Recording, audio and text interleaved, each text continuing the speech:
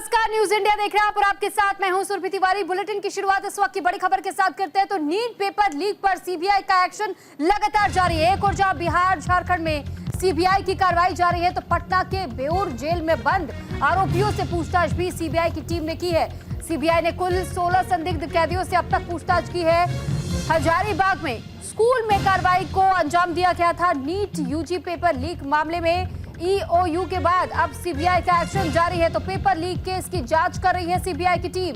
शनिवार को अचानक से पटना के बेउर जेल पहुंच गई और एक एक करके कैदियों से पूछताछ करने लगी और ऐसे में सीबीआई के अधिकारियों ने कुल 16 संदिग्ध कैदियों से पूछताछ की है। तो ये बड़ी खबर आपको बता रहे हैं, सीबीआई की टीम की तरफ से एक बार फिर से 16 कैदियों से पूछताछ की गई है। बिहार झारखंड से जो मामला सामने आया था, ऐसे में बिहार और झारखंड दोनों ही जगहों पर दबिश दी गई थी। सीबीआई की टीम की तरफ से कई गिरफ्तारियां भी की गई थी। अब तक कई लोगों को इसमें आरोपी भी बनाया गया है और ये भी जानकारी मिली थी कि कैसे एक प्ले स्कूल को वो जगह चुना गया था जहां पर पेपर लीक को अंजाम दिया गया था, जहां पर स्टूडेंट्स को बुला करके पेपर रटवाए गए थे रात भर में ही। और साथ ही इस बात को लेकर भी जानकारी मिली थी कि इसमें कौन कौन से लोग शामिल हैं। इसके अलावा अब तक सीबीआई 16 लोगों को गिरफ्तार कर चुकी है। आरोप उन पर तय किए जा चुके हैं, लेकिन इस पूरे मामले को लेकर के इन आरोपियों से एक बार फिर से सीबीआई पूछताछ करने के लिए पहुंची हुई थी। इस पर ज्यादा जानकारी के साथ राजीव मोहन इस वक्त हमारे साथ पटना से जुड़ चुके हैं। राजीव, जानकारी आपसे चाहेंगे कि सीबीआई ने जो पूछताछ 16 लोगों से अब तक की है, इस पूरे मामले में क्या कुछ अब तक अपडेट है? देखिए, सीबीआई पूरी एक्शन में दिख रही है और अब आज लगातार दूसरे दिन बेउर जेल पहुंची है और जो नीट क्वेश्चन पेपर लीक मामले में जो आरोपी है उनसे पूछताछ हो रही है। सीबीआई की टीम ने कल भी बेउर जेल में पहुंचकर तकरीबन 16 आरोपियों से पूछताछ की थी, उनसे अलग अलग बातें की थी और संभवतः आज भी जो है जो क्वेश्चनायर है उनका जो नीट क्वेश्चन पेपर लीक से मामला से जुड़ा हुआ है वो माना जा रहा है या कहा जा रहा है कि जो क्वेश्चन है जो कल पूरा नहीं हो सका था तो उसके मिलान के लिए फिर से वहाँ सीबीआई की टीम पहुंची है और बहुत ही गोपनीय तरीके से वहां पहुंचकर अंदर जो आरोपी है उनसे पूछताछ कर रही है। और जो संजीव मुखिया अभी फरार है इस मामले में, उसके खास चिंटू और मुकेश है, कहा जा रहा है कि उससे भी सीबीआई की टीम ने आज पूछताछ की है और काफी सारे राज उगलवाने का प्रयास किया गया है। हालांकि देखिए, इस मामले में सीबीआई की तरफ से या कोई भी जांच एजेंसी की तरफ से कोई आधिकारिक पुष्टि नहीं की जा रही है कि उनके द्वारा क्या कहा जा रहा है, लेकिन जिस प्रकार से सीबीआई की टीम वहां पहुंचकर जांच पड़ताल कर रही है तो उससे अंदाजा लगाया जा रहा है आरोपियों की तरफ से सहयोग किया जा रहा है। और अगर इनके जवाबों की बात की जाए तो क्या सभी गोलमोल जवाब दे रहे हैं या एक ही जैसा सबसे जवाब मिल पा रहे हैं सीबीआई को? देखिए, मैंने पहले ही कहा कि आधिकारिक कुछ भी नहीं है, लेकिन ये जरूर है कि जो क्वेश्चन पेपर वहां से खेमनी तक, पटना के खेमनी तक लर्न एंड प्ले एक हॉस्टल था, एक स्कूल था, स्कूल से जो प्रश्न पत्र प्राप्त किए गए थे, मेन फोकस जो सीबीआई का वहां है कि ये क्वेश्चन पेपर वहां पहुंचा तो कैसे पहुंचा और किस लिंक के थ्रू पहुंचा, इसको कैसे प्रिंट किया गया और अभ्यर्थी तो पहुंचाने का जो सिलसिला था उसकी स्ट्रेटेजी बनाने वाले कौन थे और कौन लोग वहां पहुंचाए, इन तमाम बिंदुओं पर बात हो रही। क्योंकि जो शुरुआती दौर में, जैसा कि हम सब जानते हैं कि शुरुआती दौर में एनटीए ने कहा था कि ऐसी कोई बात नहीं है, क्वेश्चन पेपर लीक नहीं हुआ है। तो इस बार जो शख्स इकट्ठे किए जा रहे हैं उसमें यह प्रयास किया जा रहा है कि उनके पास ऑथेंटिक जानकारी मिले, विश्वसनीय जो है उन बातें हो और जो साक्ष्य है और जो उनके बयान है वो दोनों को मिलान किया जाए और सही हो। उसकी तैयारी की गई है और इस तरह के प्रश्न पूछे जा रहे हैं, ऐसा कहा जा रहा है। और जो कनेक्टेड है संजीव मुखिया से, जो चिंटू है उसने उसका देवघर से गिरफ्तार हुआ, उसके साथ और गिरफ्तारी हुई थी, मुकेश है, इसको माना जा रहा है। राजीव, चिंटू और मुकेश का नाम आपने बताया, बाकी 16 लोगों को भी और आरोपी इसमें बनाया गया है, लेकिन क्या अभी और भी कुछ नाम सामने आ सकते हैं, ऐसी उम्मीद जताई जा रही है? देखिए, निश्चित तौर पर जो सीबीआई का जो नेटवर्क है, सीबीआई की जो जांच प्रक्रिया है वो यही प्रयास कर रहा है कि इसमें कौन लोग, कितने लोग और शामिल थे और कैसे ये डिस्क्लोज हुआ, कैसे क्वेश्चन पेपर आउट किया गया, इसका पूरा नेटवर्क क्या है और ये कब से चल रहा है और इसकी इसकी तलाश जारी है। तो निश्चित तौर पर जितने नाम आए हैं उसमें और नामों के खुलासा होने की संभावना है, इस बात से इनकार नहीं किया जा सकता, क्योंकि सीबीआई की मोटो है कि जो मेन किंग पिन है, इसमें जो इसका जो आंकड़ा है उसको पकड़ा जाए। तो जाहिर सी बात है, ये प्रयास किया जा रहा है कि वैसे लोगों तक पहुंचा जा सके जो इस नेटवर्क का गुरु है, आका है, और तब ये पता चल पाएगा कि किनके द्वारा और किसके इशारे पर, और इसमें कौन पॉलिटिकल कनेक्शंस क्या है, या जो ये नेटवर्क चलाने वाले लोग वो कहां से हैं और कैसे सर्कुलेट हो रहा था, ये सारा चीज। तो ये जांच एजेंसी का ये फोकस है कि इसका पता लगाया जाए। जी ठीक है राजीव, बहुत शुक्रिया आपका तमाम जानकारी हम तक पहुंचाने के लिए। तो वहीं अहमदाबाद में भारी बारिश का कहर देखने को मिला है। नगर निगम की लापरवाही भी इस बीच सामने आई है। बारिश का पानी लोगों के घरों में घुस गया है, जिसमें कि सीएम भूपेंद्र पटेल के विधानसभा क्षेत्र की घटना और घाटलोदिया विधानसभा क्षेत्र में घरों में पानी घुसने की खबर भी मिली थी। तो बारिश में एएमसी का प्री मॉनसून का प्लान पूरी तरीके से फेल साबित हुआ है। ये बड़ी खबर इस वक्त आपको बता रहे हैं। दरअसल अहमदाबाद में भारी बारिश का कहर देखने को मिला है। जगह जगह पर कई जगहों पर जल भराव और कई घरों में पानी भी घुस चुका है। नगर निगम की लापरवाही एक बार फिर से सामने आ चुकी है। बारिश का पानी लोगों के घरों तक घुस रहा है, लोगों को बेहद परेशानियों का सामना करना पड़ रहा है। तो अभी मौसम पूरी तरीके से नहीं बदला, यानी मानसून की पूरी तरीके से शुरुआत नहीं हुई है। अभी ये प्री मानसून की तस्वीर हम जगह जगह पर देख रहे हैं, लेकिन आप नगर निगम की तरफ से उठाए गए कदम को देखिए कि कैसे लोग बेहद परेशान हो रहे हैं। अब तक किसी भी तरीके से पानी की निकासी की व्यवस्था जगह जगह पर ही सुधार नहीं की गई है, और इसी के तहत में ये तस्वीर इस वक्त अहमदाबाद की आप देख रहे हैं, जहां पर नगर निगम की पोल एक बार फिर से खुल गई है। क्योंकि हर बार बारिश के मौसम में पहले ही दावा किया जाता है कि तैयारी की गई है, लेकिन तैयारियां कितनी होती है ये आप इन तस्वीरों से अंदाजा लगा सकते हैं।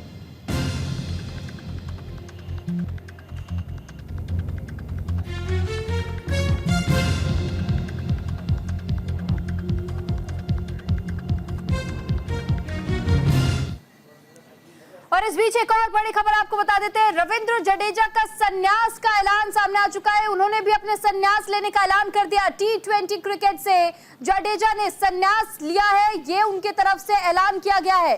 तो ये इस वक्त की बड़ी खबर है। रविंद्र जडेजा की तरफ से संन्यास का ऐलान किया जा चुका है। T20 क्रिकेट से जडेजा ने संन्यास ले लिया है। दरअसल रविंद्र जडेजा की तरफ से संन्यास लेने की खबर सामने आ चुकी है। इससे पहले आपने रोहित शर्मा को भी सुना, विराट कोहली को भी सुना, लेकिन अब एक और बड़ी खबर और बड़ा नाम रविंद्र जडेजा, और रविंद्र जडेजा की तरफ से यह अनाउंस कर दिया गया है कि वो भी रिटायरमेंट ले रहे हैं T20 क्रिकेट से। यानी कि जो अब तक के क्रिकेट के फॉर्मेट से, उसमें से T20 फॉर्मेट से उन्होंने संन्यास का ऐलान कर दिया है।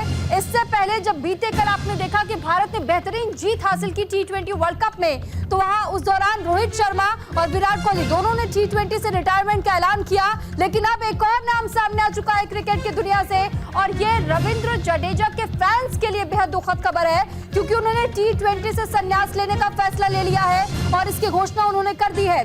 और अब एक एक करके और कितने क्रिकेटर्स कब तक संन्यास लेते हैं ये देखने वाली बात होगी, क्योंकि इनका करियर जिस तरीके से बूम पर था, उनके फैन फॉलोइंग बढ़ती चली गई। जडेजा को उनके परफॉर्मेंस के लिए हमेशा से पिच पर देखा जाता रहा है, लेकिन अब T20 से उन्होंने संन्यास लेने का ऐलान कर दिया। लेकिन अभी फिलहाल और कई फॉर्मेट्स क्रिकेट के जिसमें वो इसी तरीके से बने रहेंगे, लेकिन T20 से संन्यास का ऐलान उन्होंने किया है।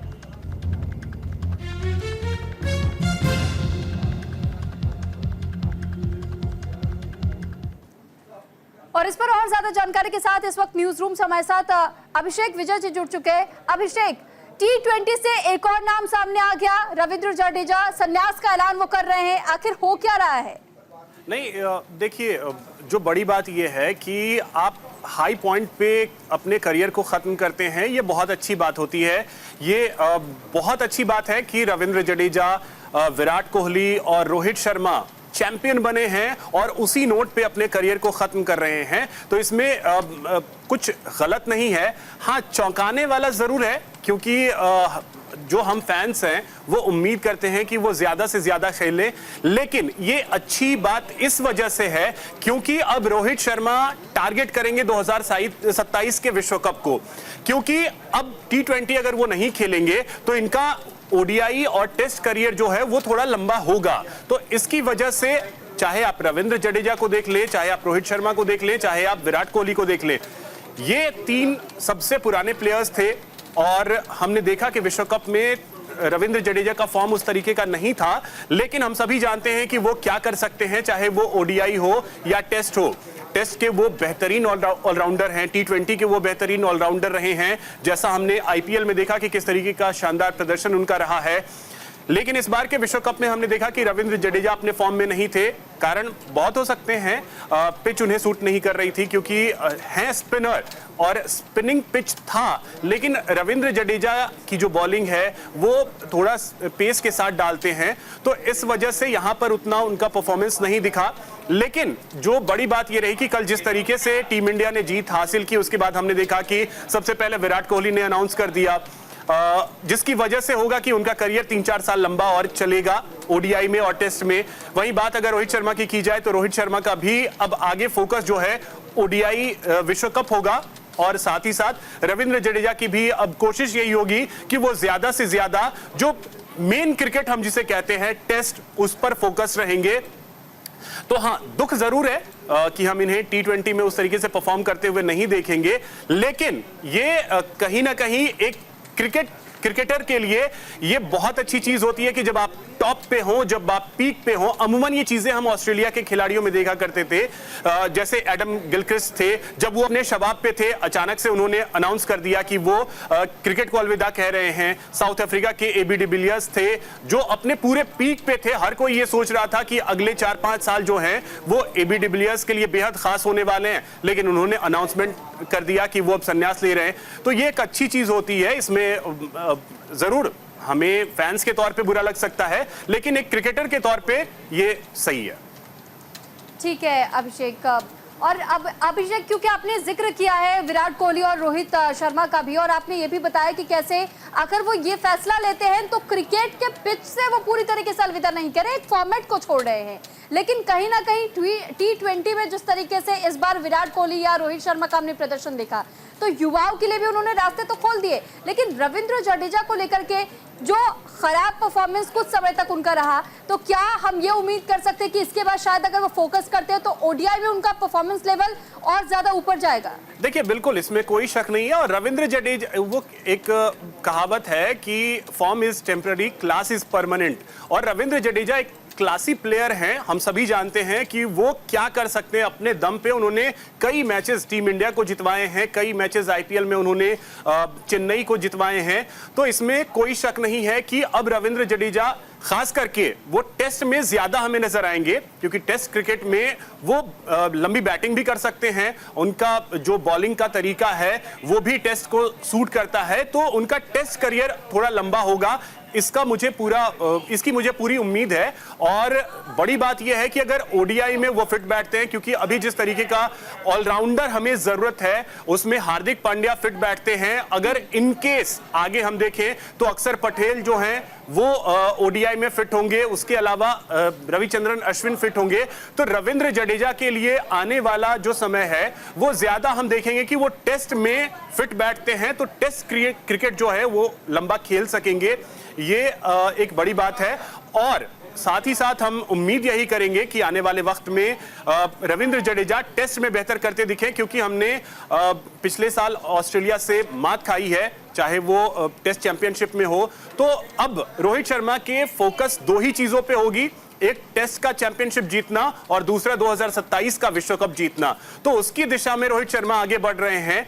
अपनी टीम अब वो किस तरीके से टेस्ट का तैयार करते हैं, उसमें रविंद्र जडेजा को वो देखते हैं या नहीं देखते हैं। ओडीआई में वो किस तरीके से टीम तैयार करते हैं, उसमें रविंद्र जडेजा को देखते हैं या नहीं देखते हैं, ये देखना बेहद अहम होगा। रही बात टी20 की, तो टी20 में अभी जिस तरीके से फटाफट क्रिकेट चल रहा है, हमारा बेंच स्ट्रेंथ बहुत मजबूत है, जिसमें यशस्वी जायसवाल के लिए अब आगे रास्ता खुल गया है, आगे ईशान किशन के लिए रास्ता खुलेगा, आगे शुभमन गिल के लिए रास्ता खुलेगा, आगे अभिषेक के शर्मा के लिए रास्ता खुलेगा। तो ये बहुत अच्छी चीज है कि टी20 में वो नए जो बच्चे हैं वो निकल करके आएंगे, तो ये अब टीम जो है वो फिट नजर आएगी, इसमें कहीं कोई दो राय नहीं है।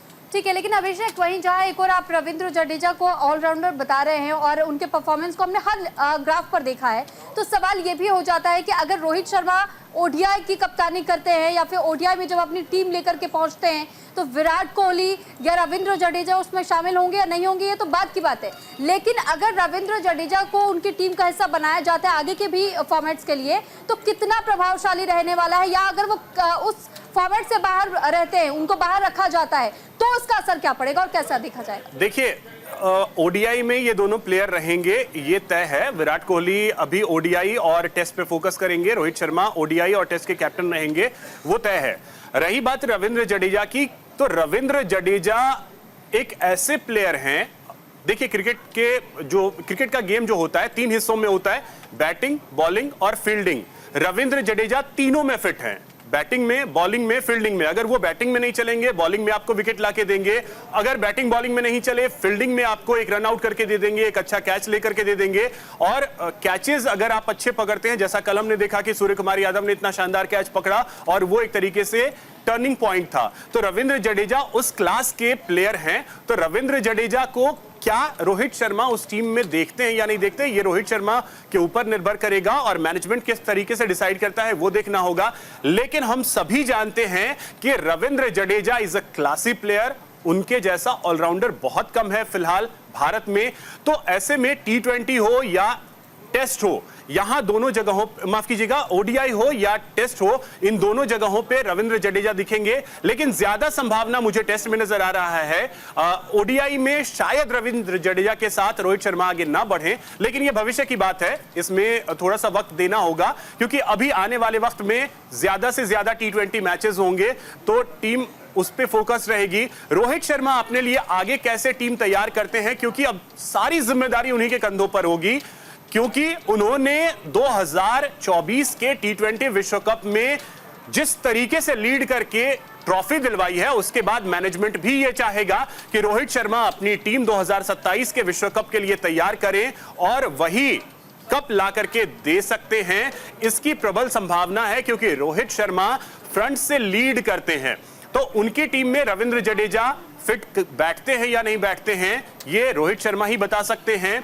क्योंकि अभी भी जो T20 चैंपियनशिप हुआ, वर्ल्ड कप हुआ, उसमें खबरें कुछ ऐसी छन करके आई कि हार्दिक पांड्या को लेकर के मैनेजमेंट चाहता था कि हार्दिक पांड्या उस टीम का हिस्सा ना हो, लेकिन रोहित शर्मा अड़ गए थे कि उन्हें हार्दिक पांड्या हर हाल में चाहिए। और हार्दिक पांड्या ने क्या किया इस विश्व कप में, वो कोई भूल नहीं सकता। हार्दिक पांड्या ने, चाहे वो बैटिंग हो, बॉलिंग हो, फील्डिंग हो, तीनों ही एरिया में जबरदस्त परफॉर्म किया है। तो वैसे ही कुछ प्लेयर हैं रविंद्र जडेजा, जो बैटिंग भी कर सकते हैं, बॉलिंग भी कर सकते हैं और फील्डिंग भी कर सकते हैं। रही बात कैप्टन की, तो कैप्टन क्या अपनी टीम में उन्हें देखना चाहता है या नहीं, ये भविष्य की बात है। लेकिन अभिषेक, रविंद्र जडेजा या हार्दिक पांड्या का जब हम जिक्र करते हैं, ऑलराउंडर इनके नाम के साथ में कहा जाता है, ऐसे में क्या ये नहीं हम कह सकते कि वाकई में इंडियन प्लेयर्स को, इंडियन क्रिकेट टीम को इस वक्त ऑलराउंडर्स की बहुत ज्यादा जरूरत है?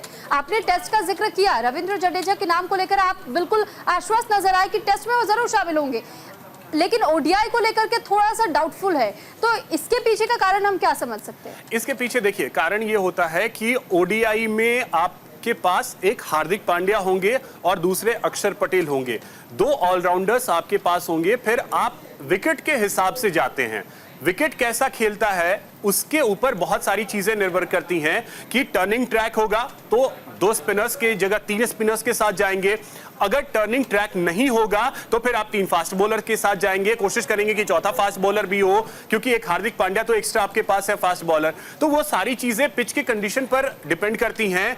अगर टर्निंग ट्रैक है तो फिर रविंद्र जडेजा के लिए कोशिश करेंगे कि हाँ वहां जगह बने, क्योंकि आपके पास कुलचा होंगे, कुलदीप यादव और चहल होंगे, ये 2 स्पिनर्स होंगे। उसके अलावा अक्षर पटेल होंगे। अक्षर पटेल अभी अपने शबाब पर है, लाजवाब फॉर्म चल रहा है उनका। जिस तरीके से कल उन्होंने बल्लेबाजी की, उससे पहले ऑस्ट्रेलिया के साथ जो मिशेल मार्श का उन्होंने कैच लिया था, वो ऑसम कैच था, वो टर्निंग पॉइंट था उस मैच का जब टीम इंडिया ने ऑस्ट्रेलिया को शिकस्त दी।